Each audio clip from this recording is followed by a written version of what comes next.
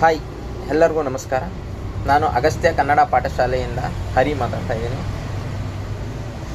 ನಾನು ಈ channel start ಮಾಡುವ ಉದ್ದೇಶ ಏನಪ್ಪ ಅಂತಂದರೆ, ನಿಮಗೆ PF, ESIC, ಈ GST, ಮುಂದೆ ಯಾವುದೇ corporate loss, company loss, business loss, ಇದ್ರ ಬಗ್ಗೆ ಯಾವುದೇ ರೀತಿ ಕ್ಲಾರಿಫಿಕೇಷನ್ ಇದ್ದರೆ, ಯಾರೇ ರೀತಿ ಡೌಟ್ ಇದ್ದರೆ ಅದನ್ನು ಕ್ಲಾರಿಫೈ ಮಾಡೋಕ್ಕೋಸ್ಕರನೇ ಈ ಚಾನಲ್ ಕ್ಲಿಯರ್ ಮಾಡಿದ್ದೀನಿ. ಅದು ನಮ್ಮ ಕನ್ನಡ ಭಾಷೆಯಲ್ಲಿ. ನಿಮಗೆ PF, ESIC, PT ಮತ್ತು ಈ labour loss, company loss, GST ಇದ್ರ ಬಗ್ಗೆ ಏನಾದರೂ ಗೊಂದಲಗಳಿದೆಯಾ?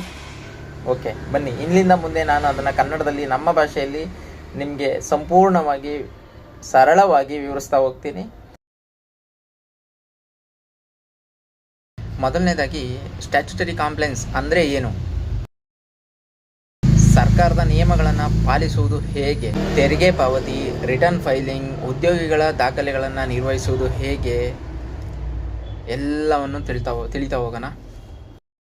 ಯಾವ ಬಿಸ್ನೆಸ್ಗಳು ಯಾವ ಕಾಯ್ದೆ ಅಡಿಯಲ್ಲಿ, ಯಾವ ನಿಯಮಗಳ ಅಡಿಯಲ್ಲಿ ದಾಖಲಾತಿಗಳನ್ನು ಪಡ್ಕೋಬೇಕು, ಯಾವ ನೋಂದಣಿಗಳನ್ನು ಪಡ್ಕೋಬೇಕು, ಇನ್ನೂ ಹಲವಾರು ಕಾನೂನಿನ ಟಿಪ್ಸ್ಗಳನ್ನು ಈ ಅಗಸ್ತ್ಯ ಪಾಠಶಾಲೆಯಲ್ಲಿ ನಾನು ತಿಳಿಸ್ತಾ ಹೋಗ್ತೀನಿ.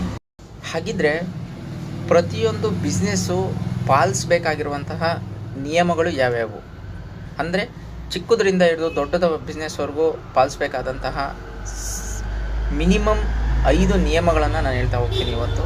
ಯಾವ್ಯಾವುದಪ್ಪ ಅಂತಂದರೆ, ಮೊದಲನೇದಾಗಿ GST ರಿಜಿಸ್ಟ್ರೇಷನ್ ಮಾಡಿಸ್ಬೇಕಾಗುತ್ತೆ. ಎರಡನೇದಾಗಿ GST ಫೈಲಿಂಗನ್ನು ಮಾಡಬೇಕಾಗುತ್ತೆ. ಮೂರನೇದಾಗಿ PF, ESIC ರಿಜಿಸ್ಟ್ರೇಷನನ್ನು ಮಾಡ್ಕೋಬೇಕಾಗುತ್ತೆ. PF, ESIC ರಿಜಿಸ್ಟ್ರೇಷನ್ ಆದಮೇಲೆ PF, ESIC ಫೈಲಿಂಗನ್ನು ಕರೆಕ್ಟಾಗಿ ಮಾಡಬೇಕಾಗುತ್ತೆ.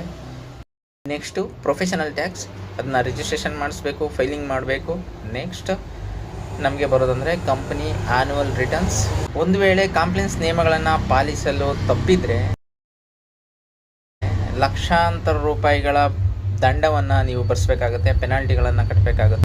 ಇದನ್ನೆಲ್ಲ ತಪ್ಪಿಸ್ಬೇಕಂದ್ರೆ ನಾವು ಕರೆಕ್ಟಾಗಿ ಕಂಪ್ನಿ ನಿಯಮಗಳನ್ನು, ಕಾನೂನಿ ನಿಯಮಗಳನ್ನು, ಕಾಂಪ್ಲೈನ್ಸ್ ನಿಯಮಗಳನ್ನು ನಾವು ಪಾಲಿಸ್ಕೊಂಡು ಹೋದರೆ ಮಾತ್ರ ಬಿಸ್ನೆಸ್ಸನ್ನು ನಾವು ಸಕ್ಸಸ್ಫುಲ್ಲಾಗಿ ರನ್ನಿಂಗ್ ಮಾಡ್ಬೋದು. ಈ ಹೊಸ ಪ್ರಯತ್ನಕ್ಕೆ ನಿಮ್ಮೆಲ್ಲರ ಬೆಂಬಲ ಬೇಕು ಅಂತ ಕೇಳ್ಕೊಳ್ತಾ ಈ ಜರ್ನಿನ ನಾನು ಸ್ಟಾರ್ಟ್ ಮಾಡ್ತಾ ಇದ್ದೀನಿ. ಧನ್ಯವಾದಗಳು ಎಲ್ಲರಿಗೂ.